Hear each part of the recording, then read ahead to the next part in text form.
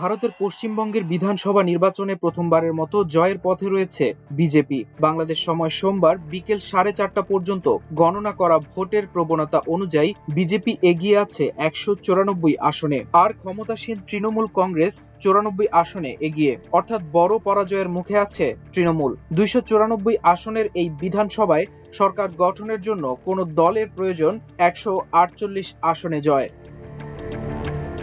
পশ্চিমবঙ্গ বিধানসভার বিরোধী দলীয় নেতা শুভেন্দু অধিকারী সহ রাজ্য বিজেপির শীর্ষস্থানীয় নেতারা ইতোমধ্যে ঘোষণা দিয়েছেন যে বর্তমান মুখ্যমন্ত্রী ও তৃণমূল কংগ্রেস নেত্রী মমতা বন্দ্যোপাধ্যায়ের খেলা শেষ।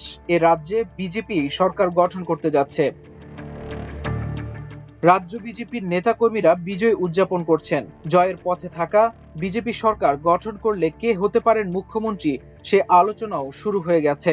এ নির্বাচনের আগে বিজেপির কেন্দ্রীয় সরকারের স্বরাষ্ট্রমন্ত্রী অমিত শাহ বারবার জোর দিয়ে বলেছিলেন রাজ্যের মুখ্যমন্ত্রী একজন বাঙালি হবেন।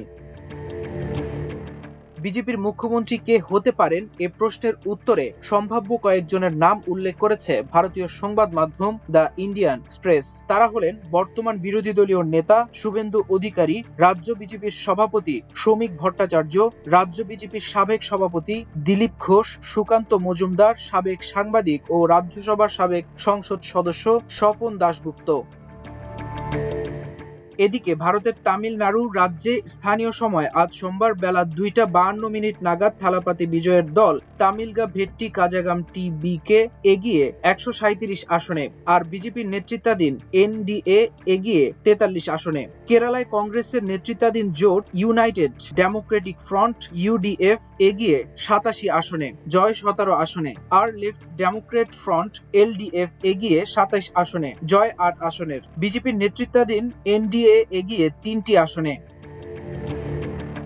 আসামে বিজেপির নেতৃত্বাধীন এনডিএ এগিয়ে 93 আসনে, আর আইএনসি এগিয়ে 27 আসনে। পুদুচেরিতে এনডিএ এগিয়ে 11 আসনে, জয় 12 আসনে, আর ডিএমকে কংগ্রেস জোট এগিয়ে 1 আসনে, জয় 2 আসনে।